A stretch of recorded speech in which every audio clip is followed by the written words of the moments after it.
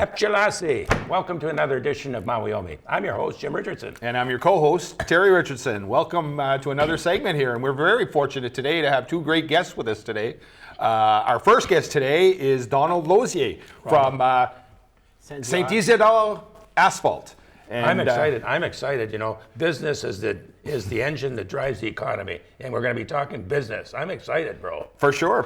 And you know, it's exactly that. You know, Donald, we're very excited to have you here, and merci beaucoup. Donald's originally from Quebec, but lived in Tracadie much of his life, so he's here in our region. So it's great to have Donald here. And I say Donald, but it's Ronald.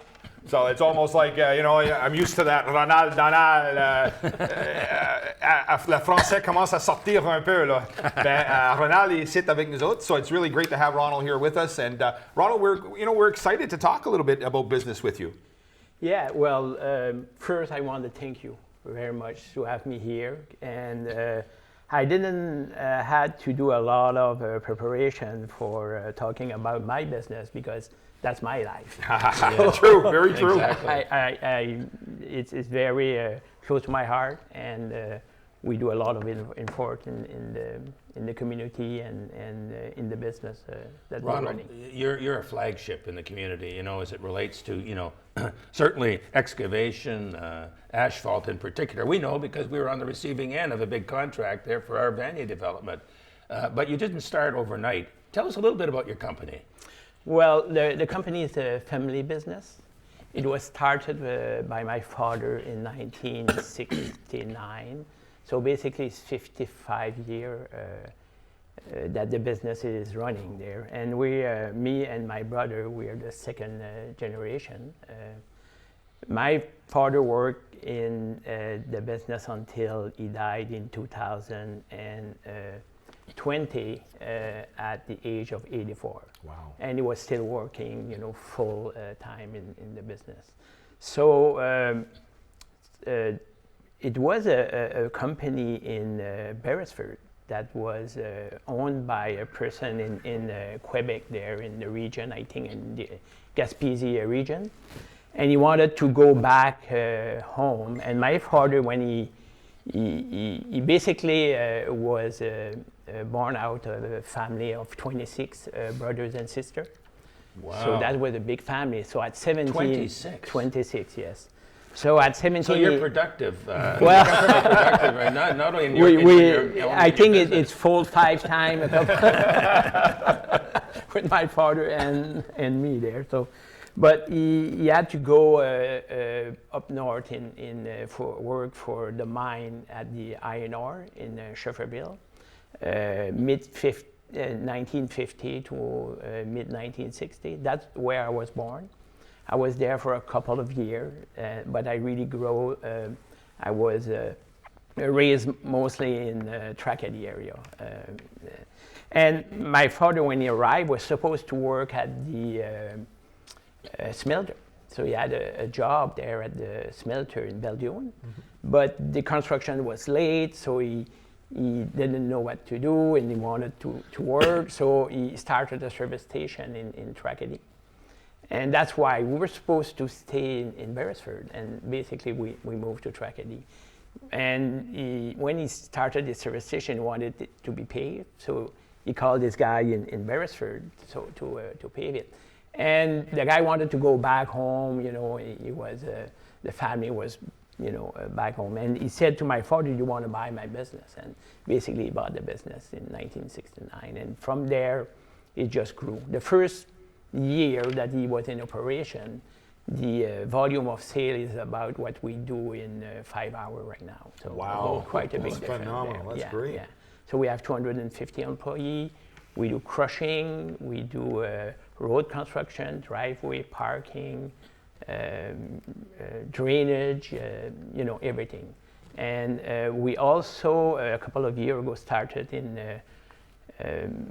we kind of process the quarry here in North Tagouche.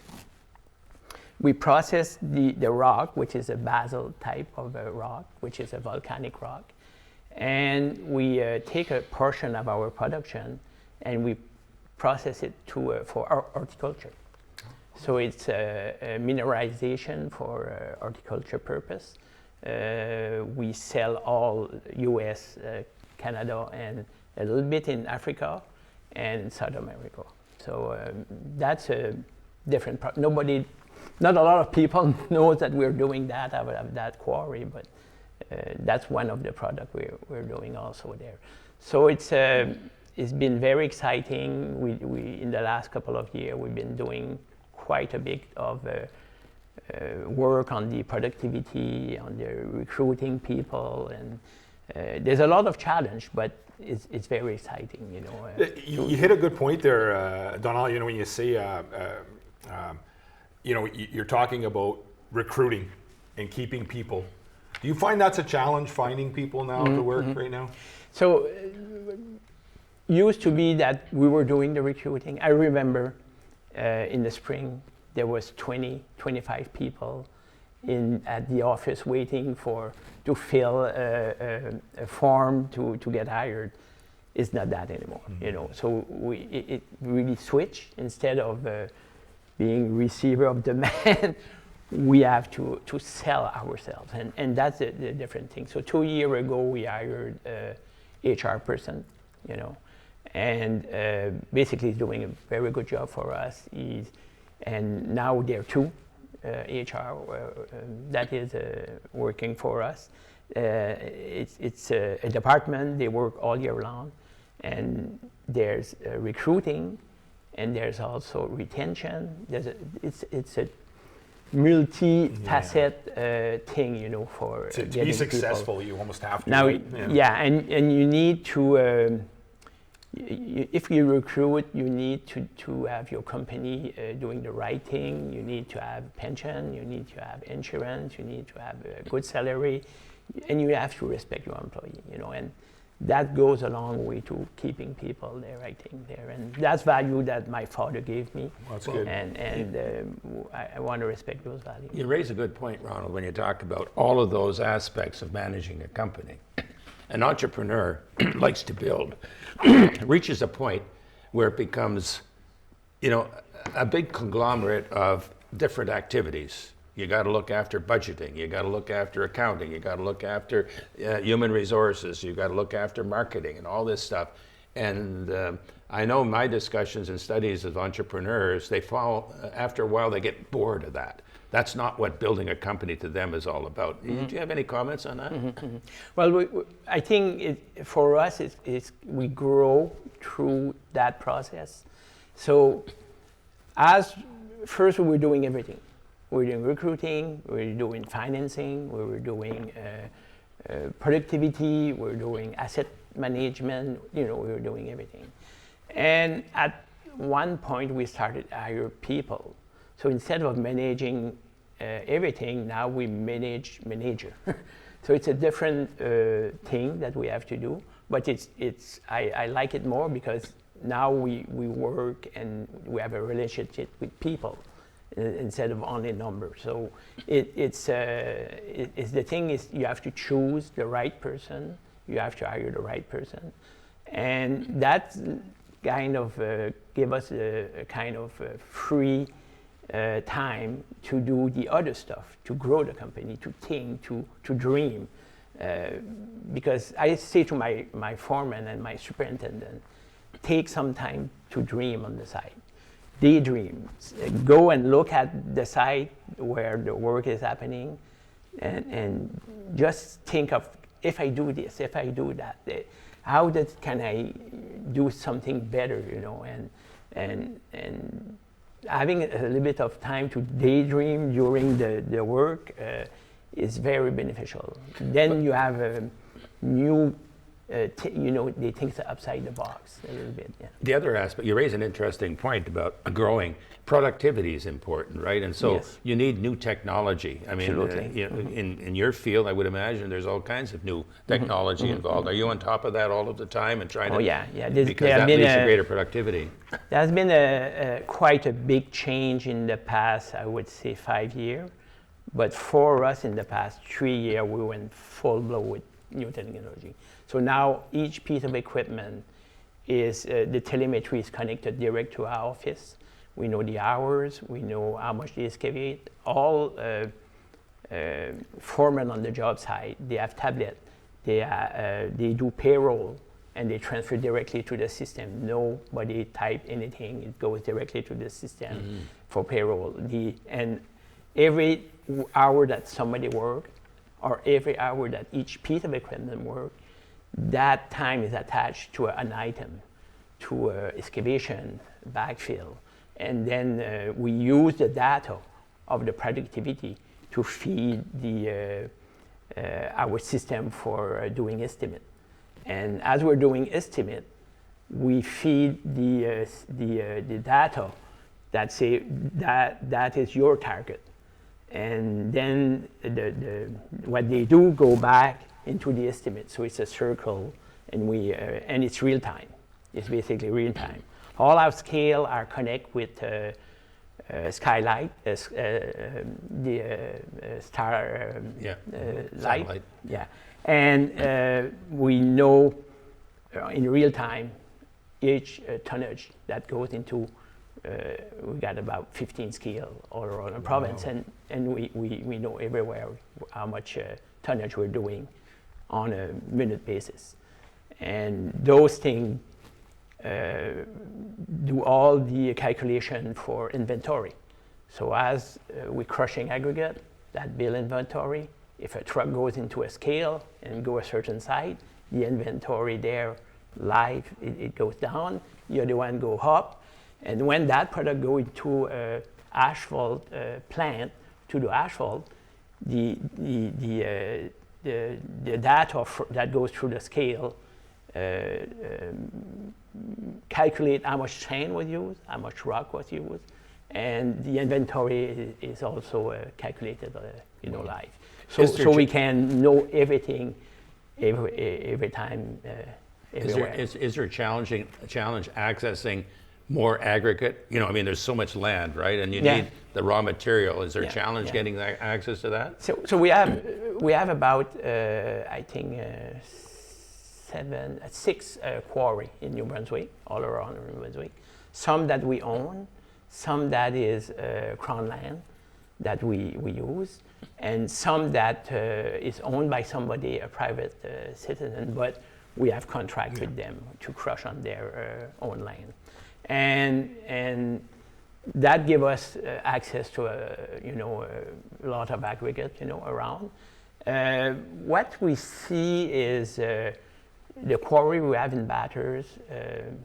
We've been operating for 25 years, I think, right now. We got 2 more years to go on the first lift, and there's a second lift. So, it's 500,000 tons per year that we produce for our own operation, but also we sell a lot to concrete contractor, to even a paving contractor buy a lot. We sell to Miramichi, we sell everywhere some aggregate. So that's so the resource, we're pretty much okay with that, but we continuously do prospection. And we are very interested in because it's the key to our business. Is resource is very important for us. And that export market, I think, is something that could be a possibility as well, right? I mean, as you grow, you want to export. I'm just curious, Ron, are a lot of your employees from Tracadie and the region? Yeah, most of them, and I'm gonna tell you, there's a history of people from around Tracadie that work on asphalt. If you go to the originally Spring Hill and in Fredericton, the diamond construction, all those guys was from Tracadie area. So they kind of been a very strangely, there's a lot of asphalt, and from their father to their son, and I was just and going to ask generation you, to I was going to ask if generation. you've seen a generation. So we have three generation already working for us there. That's really and some of our employees, we had one employee who had a 45-year service and another one 50-year service. So that's usually when they start, they stay Yeah. Well, that tells you that you're doing something right. That's for sure, right? When they stay with you and they're there with your company for that Yeah. long, Yeah. it means they're being treated right and and they're enjoying their job. That's great. That's kudos on you guys for sure. Yeah, not the turnover. We certainly want to talk, I think, too, about, you talked about you taking over from your father, you and your brother. We certainly, I think in the next segment, we'd like to talk about, succession planning, what your plans are going down the road, et cetera. And so we'll save that for the next segment. Okay. So stay tuned. We'll be right back with Ronald Losier.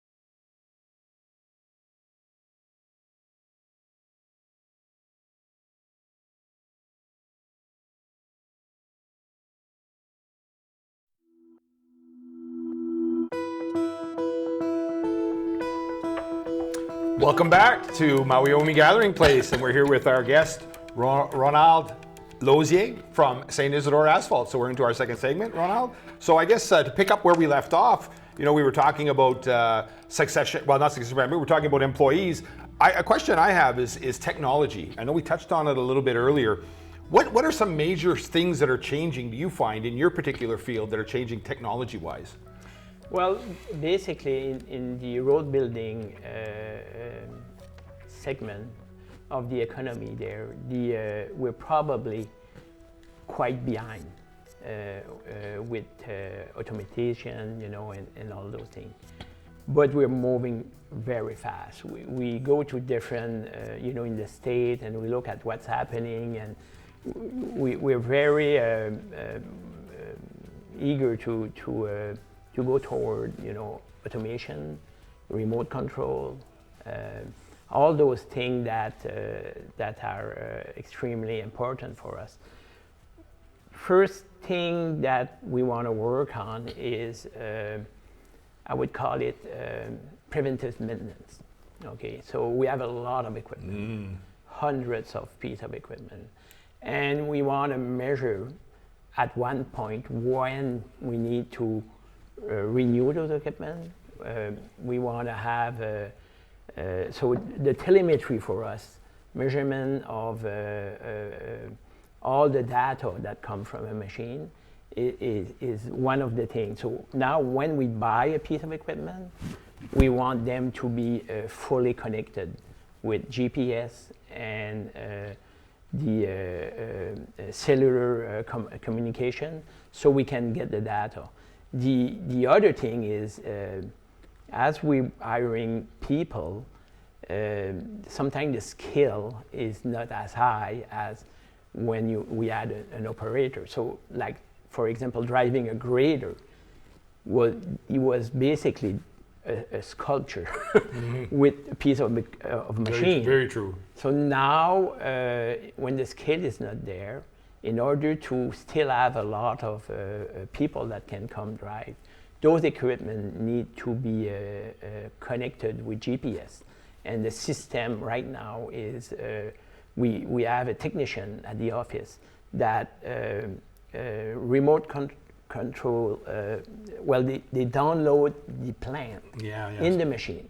And the machine itself find its position, determine where the blade should be, and as he run, he do all the correction and do the work. It's all done automatically. All done automatically. So the operator only have to go, driving. So he don't need too much skill. So that permits us to have a more possibility of hiring more people, because it was almost impossible to find somebody that could do that with that skill set. Yeah, with that skill set. And I think we find that same challenge in hiring for business, and as anybody else does within our businesses within the reserve, is finding people right now. So I can understand your difficulty in finding people. And Ronald, the other thing is we're looking at driverless, fully automatic, robotic type of idea. At the quarry, in a couple of years, from the phase to the crusher will probably be operatorless. So artificial intelligence. That's. I was in Las Vegas for a show, and they had artificial intelligence piece of equipment. They use LiDAR. They find where the soil is, how high, what's the position. And the machine, there's no operator, there's no cabin, there's nothing. And it basically have the plan download into the machine, and the tractor cut, push, fill, and do all the work. And just think about what's my next move and what my next move is. All HR. So your engineering firm would have to be, like your engineers within your company would be a little bit more stressed, because they would have to, the plans would have to be downloaded obviously to the machines. That's not a big thing. No, really? No, wow. it's very fast. It's very now those machines. I think they put a lot of effort in the system, so it's easy. So it's much. So we centralize that. So we have one person that take all the plans. All the plans. Wow. Throughout the machine. They do that at the office, and they don't have to go and put it in the machine. It's all connected. Yeah, and it solves your manpower problem, really. If there's a change, they change it, and the grader knows that. Yeah. Ronald, you talked about human resources. I mean, you've got 200 and some odd people. You've got a preventive maintenance program. You must have a training program. And what about evaluation? In terms of work performance and that. People think, well, in construction you don't need it, but you really have to have the right definitely. people promoted. So basically, that was part of the HR. So that's why we have a HR department now, because we were not doing those things. Now we're doing it. And it's a change, it's a process, and we adding to this every year, every month. Well, we should do this and we should do that. And training this year was we need a lot of training, and we're pushing that. So having an idea or something is one thing, but make it happen. Amen. It's a different thing, and you need to invest. In the training, we hired people, and you're gonna build homemade training for our people. Now we have a guy. He look at all productivity in all the different job sites, and if he find that the production is not what was target, his job is to go on the site, talk to the foreman, try to bring it with different technique, and how can I organize the work, and how can I do this, and it's one of the guys that have the most experience, and is training on the job site, but on a specific area where they have challenge. So instead of doing training everything, we do that, because the good thing is we have all winter to do training, because we don't do asphalt or anything. But we also specifically put the effort where the return is the most. Now that there's capacity to grow, and healthy growth. Do you have any objectives with respect to how much you can grow percentage-wise? In terms of expanding your business, etc. I think right now what we're looking at is mostly get better at what we're doing first, and then if we want to grow, we'll grow. But there's a lot of pressure right now, because there's a lot of multinational. In New Brunswick, you got Eurovia, you got Colas, which is a company from Europe that own Miller, and you got Dexter, which is a big company, but it's a Nova Scotia company, and Eurovia is from Belgium, but they own a lot of asphalt plant everywhere in Quebec and in the West. So we're a family business. Yeah, but the good news. But there's a lot of those things that is multinational. But the good news, for us to grow, to buy them, that's impossible. They're buying quite a bit. But the good news on that, Ronald, is certainly New Brunswick, the government in New Brunswick wants the money to stay in the province. And so they're focused on encouraging SMEs in the province to grow, right? Yeah. It sounds like you've done very well in adapting as a small and medium enterprise, in terms of technology, et cetera. Just as a matter of interest, I remember years ago talking about paving, and it seemed to be a machine that could rip up the pavement and then recycle it again. Well, mostly what we do right now is we that's more like you can do that. But it's very specifically for certain type of road, not big highway road, because it's not doing like real asphalt. So we're doing a lot of recycling. It's basically we're removing asphalt from the road. We bring it to an asphalt plant. Okay. Reheat everything. Yeah. And so we have a contract right now, $4.7 million in batters. We're going to do from the Route 8 from Bathurst toward Alonville, 11 kilometer, and all that's going to be recycled. So we're going to put our asphalt plant in our quarry, and we're going to bring the material that is removed to the quarry. We're going to mix it with virgin material, with liquid asphalt, and the recycled product, reheat and replace on the road. So we have asphalt plants that can do that. Those are mobile plants, because when you do recycling, it's all a question of distance. So if you're recycling, you want the plant to be close to the job, because there's a certain amount of product that need to be moved. So the less you move, it's all a calculation. Your cost too, right? Because obviously if yeah. you're having to transport this longer distance, there's fuel, there's everything involved, and the costing of it. Well, you got a family dynasty. You don't want to see it disappear. So you've inherited from your dad. What are your plans for the future? I mean, in terms of succession planning. Mm-hmm. So basically, myself, I'm looking probably to sell the business to my brother. To your brother? Yeah. And I have some children. I have a daughter, but she's a neuropsychology. Oh, wow. Doctorate in neuropsychology from Ottawa. Oh, wow. So maybe she would like to run an actual business. I should ask her. Different type of operation. And she, a couple of times she told me, I would like to do that. But I said, well, you got a good job, and it's long hours. And so probably it's going to go that way. But we're not really been there right now. But we have a plan for how to transfer to our.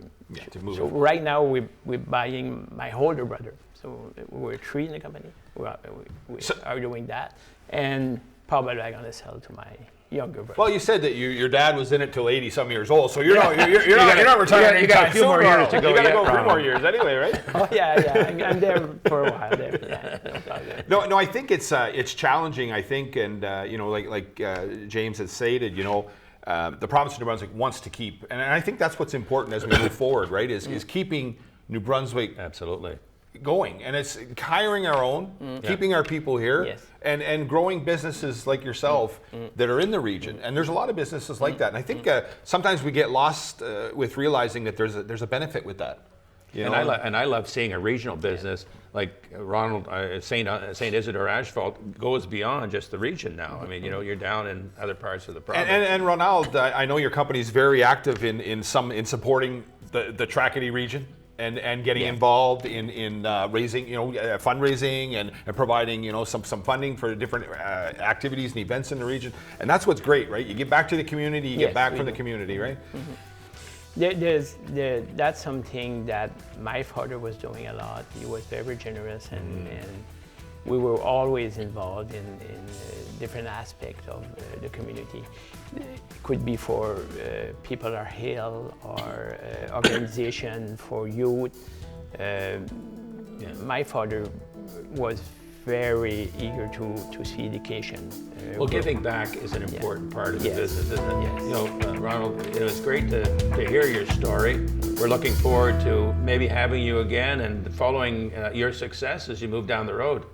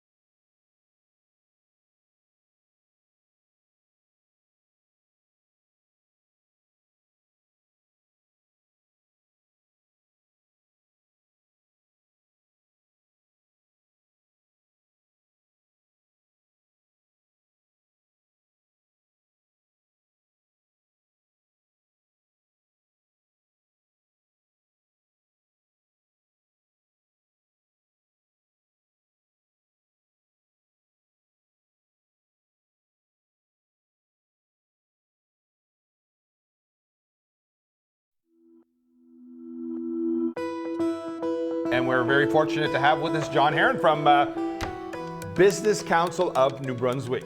John, thank you for joining us. I always thought it was New Brunswick Business Council. New Brunswick Business Council. No, I'm using my French going backwards. No, I think maybe. you're I don't right. know. I think you may be right. I'm not sure. What is it, John? You're the winner. New Brunswick Business. Well, John, over to you. Tell us what it is that you do. So the official title is President and CEO of the New Brunswick Business Council, and what is the Business Council? Yeah. So it's not a chamber of commerce on its own. It would be sort of a meeting ground of most of the larger companies that we would have in the province. So I guess it provides at least, I guess, two objectives. One, it's a sandbox for those CEO types to be able to meet in person at a minimum 3 times per year. And they have those natural collisions where they can have those types of discussions about what's going on with their individual companies and what opportunities and challenges they may see within their own organizations. But the real emphasis is that there's probably another way for them to do that. The real emphasis is that those CEOs care about the province. They're leaning in.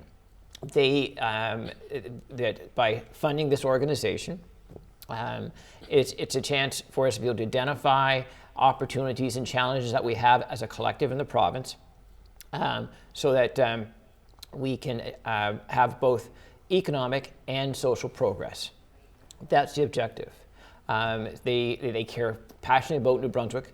We want to realize our full potential, and that's why we weigh in related to initiatives or public policy and the like.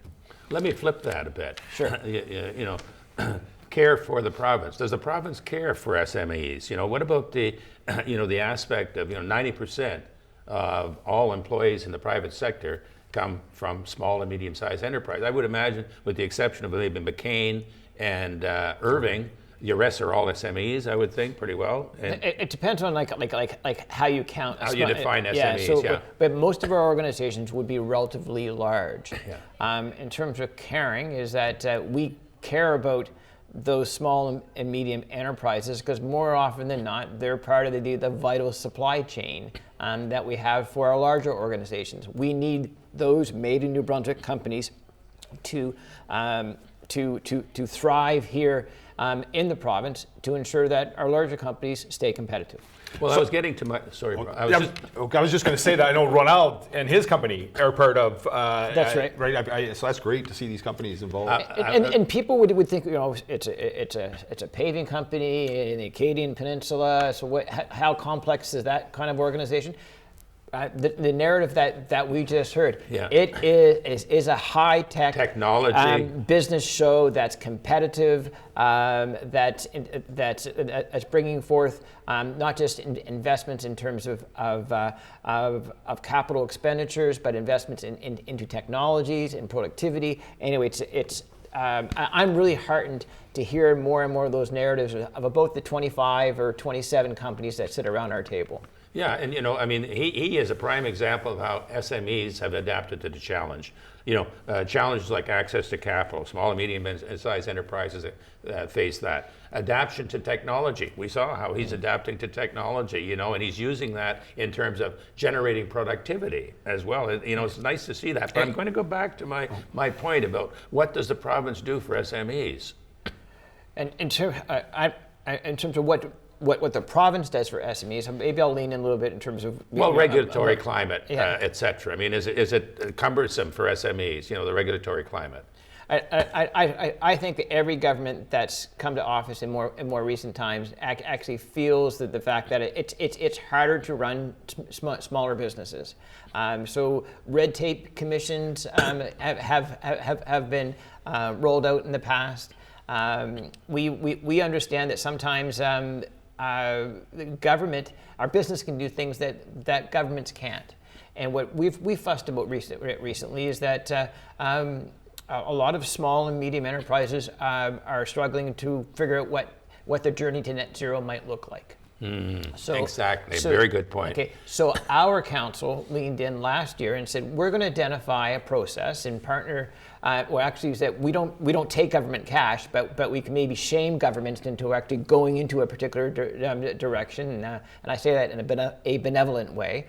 Is that so? I'm very pleased that to say that Opportunities New Brunswick and ACOA, the Federal Economic Development Agency, they've partnered together, and they're developing a process through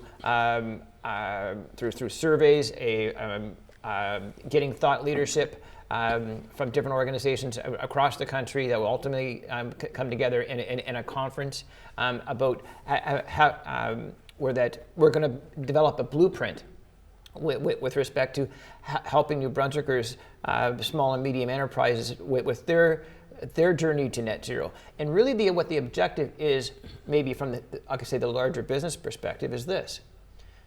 Gee, wouldn't it be too bad, or if I may say, wouldn't it just suck that if companies that have been supplying our larger businesses in New Brunswick, that are here in New Brunswick, can't supply those larger businesses because their carbon footprint isn't clean enough, so that we have to go outside of market for our own supply chain in the province. So we see that vital to be able to by keeping small and medium business competitive in that aspect, that helps keep larger business competitive as well. I mean, that's a very good point, the transition to net zero. It has all kinds of implications with respect to the supply chain issues, et cetera. Even EVs, for example, if you're a delivery company and you got a fleet of 20 vehicles and all of a sudden you got to go into, EVs, how do you adjust to that? From the point of view of preventive maintenance, the whole gamut of, issues associated with running equipment and managing equipment.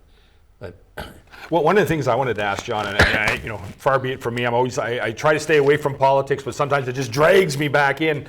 But one of the things I wanted to ask about is the fact that when we look at First Nations, and a lot of people are, I think, misinformed, and that's why I really like to get before, and we're developing that relationship with the Business Council and members like Ronald and those companies. Where are First Nations coming from? Often they're asked, like, well, what do First Nations want? And I think, one of the things it's always been left out of the equation is where does First Nations fit?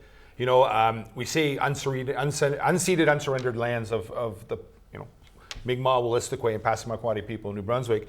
And how we've seen resources used, but no return for First Nations, and we've sort of been left out of that economic situation. So we hear the words, economic reconciliation now, and I'm just curious on the board side, are you guys dealing with that?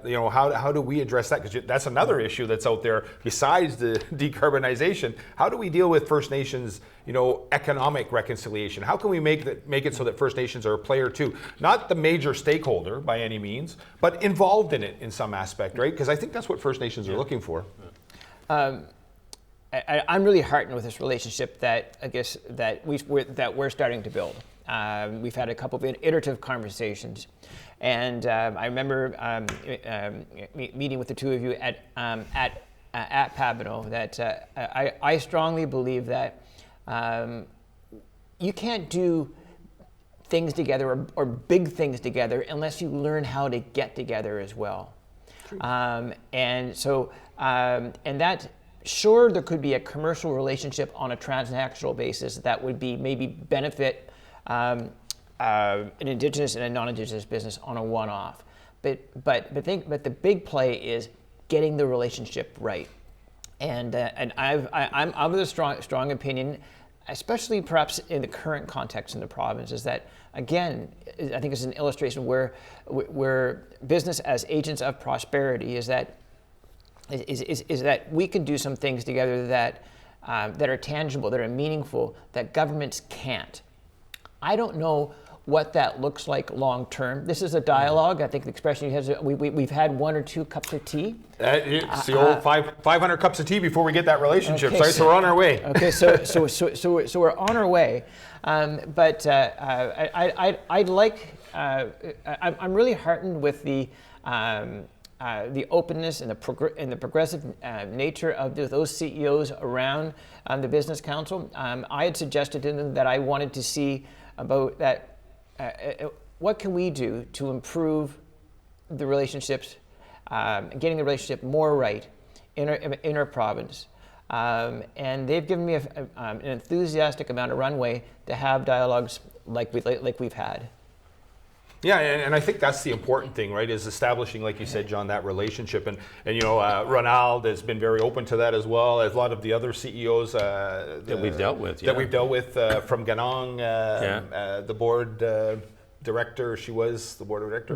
Brianna, she was awesome. I mean, we've met a lot of them, and Mr. Holland. Mr. Holland's been very good. I mean, it's developing that relationship and having that understanding because, from our perspective, I think the province of New Brunswick, we're poised in some fields to be a leader right now, whether it be in the export of natural resources that we still have, or also in some of the fields of innovation coming with green energy. Yeah. There's going to be a need. I mean, like James often says, Europe has the appetite and we have the menu, in Canada, and we don't take advantage of that sometimes. That opportunity to export to those markets where there's a need. And I think in the green energy sector is going to be huge coming forward. Yeah, and that's a very good point, bro. I mean, in terms of proponents, we find many of the proponents that come in, they get it. They understand that the relationship's important. How do we work together? How can we collaborate in a partnership way? Whether it's, skin in the game in some way, shape, or form. In fact, some of them even recognize the land as equity and saying, okay, well, we'll give you 5% just for the land alone. Our approach is that we're positioning ourselves in a way where we can, go after equity as well. And I think, that is a leverage that the province and other forms of government can use. Like say, for example, the relationship with First Nations is very important. You don't want a risk environment, right, where the natives are restless kind of thing, and you're looking at injunctions and whatever else that comes that would lead to the cost of any sort of project or the delay of any sort of project. So the relationship is very important with First Nations. I think the relationship, getting that right, is very important. But I think we've got an advantage here in this province. A very unique is that sometimes you can use size to your advantage. And I remember a conversation that I had with former Premier Frank McKenna, is that if given our size, if we can't move fast, no one can. And I think that, sure, it's hard. We have centuries of not having the relationship right. And it's not going to be, I guess, optimized. You're a relatively young man, but at least not in my lifetime necessarily. But I think we can move the yardsticks. We can do some things with good intentions. And my own personal objective is that, can we make the relationship? Can it be better tomorrow than it is today? Can we make it perfect tomorrow? No. Realistically. But let's start that journey together through more cups of tea, of you will. But there are issues that, in terms of First Nations partnership, that we have to help figure out. Like when I look at the First Nations, like such as Memram 2, they're able to do some things now because they have unencumbered capital to actually go in and invest. We need to figure out manners where that capital is accessible at our First Nations in an unencumbered way. John, hold that point. Ladies, we'll be right back. Stay tuned.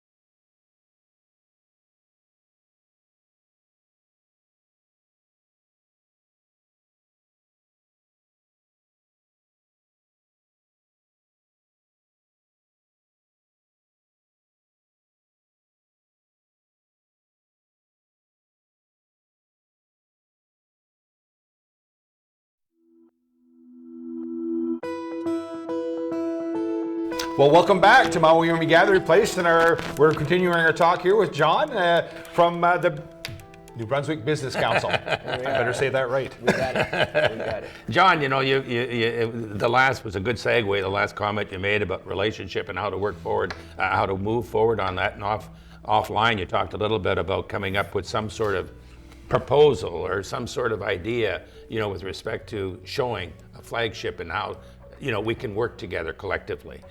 We have a good relationship with the local municipalities. We've worked on harnessing that. We're not myopic. We see growth for the region. We benefit from the region as growth happens.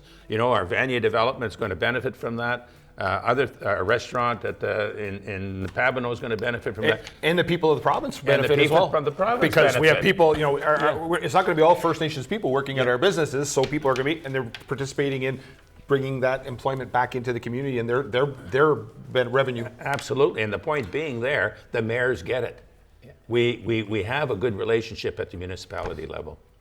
It's at the government level where we have to see improvement.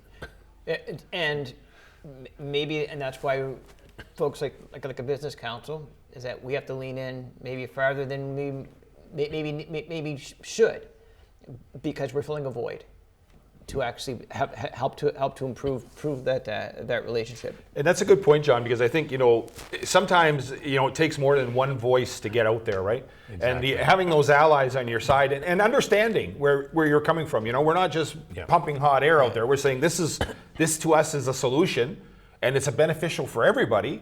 And eventually, we're going to get at a point where, ideally as First Nations, we just want to grow our economies. We don't want to be I call it wards of the state. I don't want to be relying on federal funding or provincial funding for the rest of my life. I want to be able to be self-sufficient and create an economy that we can grow, and it's benefiting not only us, but the region.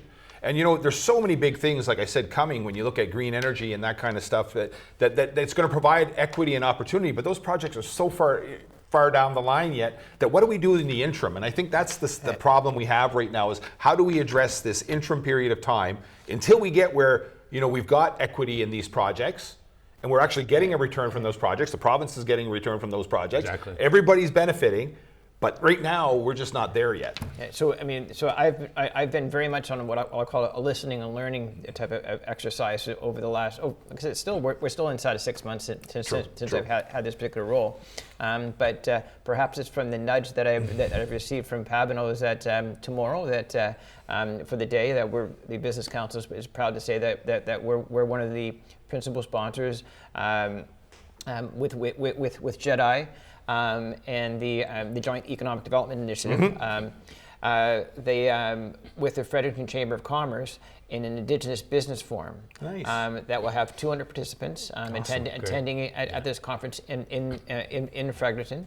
I'll have my boots on the ground to do some more listening and learning. But I think this type of dialogue, something's going to emanate from this. Or a proposal or a partnership. I don't know if it's human resource related. I don't know if it's supply chain related. But there's going to be some initiative that might emerge. There's some really progressive thought leaders around our council table. You're familiar with Keith McIntosh and Plato, Keith, absolutely. in terms of what he's been able to. Yeah. His problem was HR, like keeping retaining IT workers. So he leaned in with the First Nation communities in this province and others now to actually to get that right, and then that really is a truly symbiotic relationship. John, I can't let you off the hook here. Go. You've been in federal politics. You've been involved with the Utilities Board. I mean, I could have got off on that with you and talked about, ratepayers versus taxpayers and all that sort of stuff. But now you're getting into provincial politics, I understand. Is that a reality? I heard you were going to be running for a position, an MLA position down there in St. John. Is that right? So I'm here as a representative of the Business Council. But that's okay. It's our time now. We're in the last segment here. I suppose. So I didn't see 20 years after being a federal member of Parliament, where I served as an MP for essentially a decade. And I like to say I was elected at the age of middle school, but I'm 59 now. a broad and unlikely coalition of people who live in the Greater Hampton area. The riding is Hampton, Fundy, St. Martin's.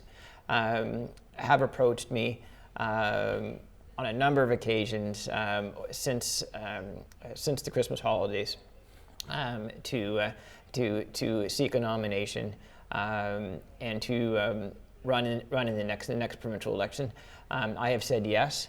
That will mean that my tenure at the New Brunswick Business Council will come to an abrupt halt.